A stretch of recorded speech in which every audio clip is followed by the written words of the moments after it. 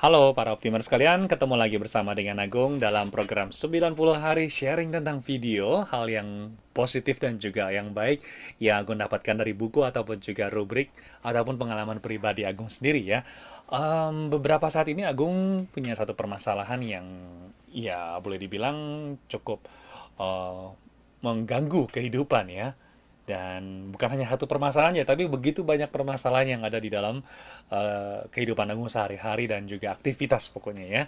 Nah, satu hal yang juga cukup unik bahwa sempat berpikir sangat down ataupun juga negatif gitu ya, dan terjadi pada saat beberapa hari ini dan juga mulai dari pekan yang lalu atau 2 pekan yang lalu.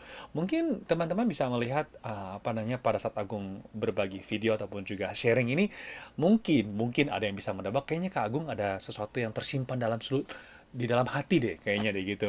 Atau mungkin ada juga masa kok nggak kelihatan ya, kok nggak berasa kelihatan sedih ataupun juga stres ataupun juga depresi dan seterusnya gitu ya. Tapi sebetulnya ada ya.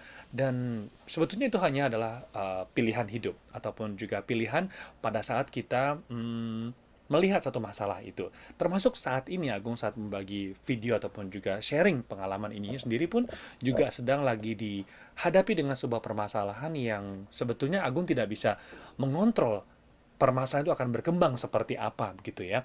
Tapi ada satu satu suara hati yang mengingatkan kepada Agung untuk selalu berpikir optimis ataupun juga berpikir positif dalam melihat sebuah permasalahan.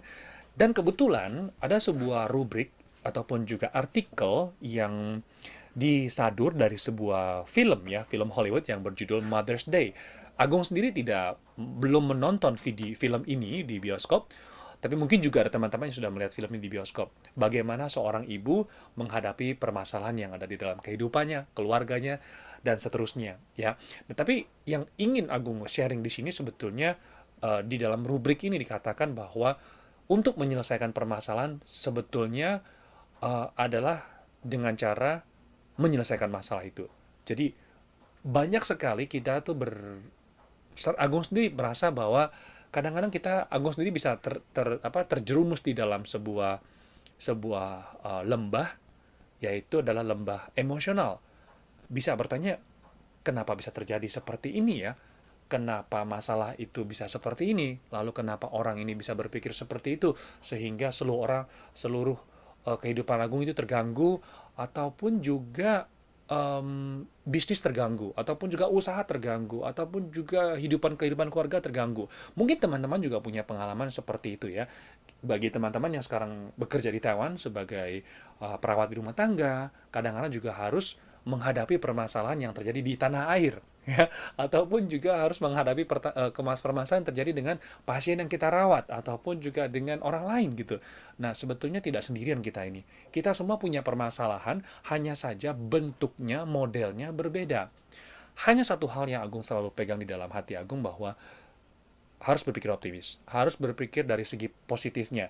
Jadi permasalahan yang kita hadapi di saat itu sebetulnya nilai positifnya buat kita itu apa? Itu yang selalu Agung camkan ke dalam diri Agung. Dan kebetulan di dalam rubrik ini mengatakan bahwa tadi Agung kembali lagi kepada hal itu. Kita mudah kembali masuk ke dalam lembah lembah permasalahan karena kita selalu bertanya, kenapa begini, kenapa begitu, kenapa begini, kenapa begitu, sampai pada akhirnya kita tidak keluar dari lembah emosional itu. Padahal salah satu dan satu-satunya jalan terbaik untuk menyelesaikan permasalahan adalah di aksi, yaitu dalam menghadapi langsung permasalahan itu, hadapi langsung lalu selesaikan. Kalau bisa diselesaikan, berarti itu hanyalah masalah kecil. Tetapi masalah yang tidak bisa diselesaikan, kita pusingin juga percuma. Betul nggak? Masalah yang bisa diselesaikan, itu berarti masalah kecil. Tapi masalah yang tidak bisa kita selesaikan, kita pusingin juga percuma.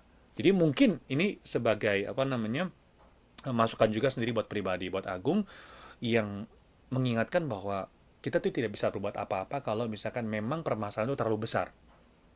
Tapi kalau misalnya semampu kita bisa melakukan ataupun juga melakukan aksi, segera kita lakukan. Karena dengan adanya kita aksi, pasti kita akan bisa mendapatkan feedback ataupun juga masukan dari permasalahan itu. Sama seperti dalam sebuah buku yang sudah cukup lama, buku ini adalah Change ya, buku besar ini Change, dan Agung sempat membuka halamannya di sini, halaman 16 mengatakan bahwa ketika pada saat kita melakukan kesalahan, orang yang punya pemikiran pesimis biasanya selalu menyalahkan diri sendiri. Tapi orang yang pemikiran punya optimis, dia itu bisa menerima dari permasalahan itu, menerimanya ya. Yang kedua adalah orang yang pesimis itu bisa selalu bertanya, kenapa aku dulu begitu? Kenapa aku mengambil keputusan seperti itu? Tetapi orang yang punya pemikiran positif atau optimis, dia bisa memperbaikinya untuk ke depan. Ya, karena masa lalu kita nggak bisa perbaiki. Yang ketiga adalah orang yang pesimis. Ini juga Agung baru sadari ya ternyata ya. Orang yang pesimis itu akan selalu mengatakan kepada dirinya bahwa, ya bukan aku kan waktu itu kan nggak tahu apa-apa. Kalau tahu gitu kan aku pasti nggak ngambil kesimpulan seperti itu ataupun juga aksi seperti itu. Tetapi untuk orang yang positif ataupun juga optimis, dia akan mengatakan kepada dirinya sendiri bahwa, wah tahu gitu aku rekam ya waktu itu ya, kenapa aku mengambil alasan seperti itu. Jadi hanya sebagai mengingat aja bahwa pernah terjadi kesalahan seperti itu.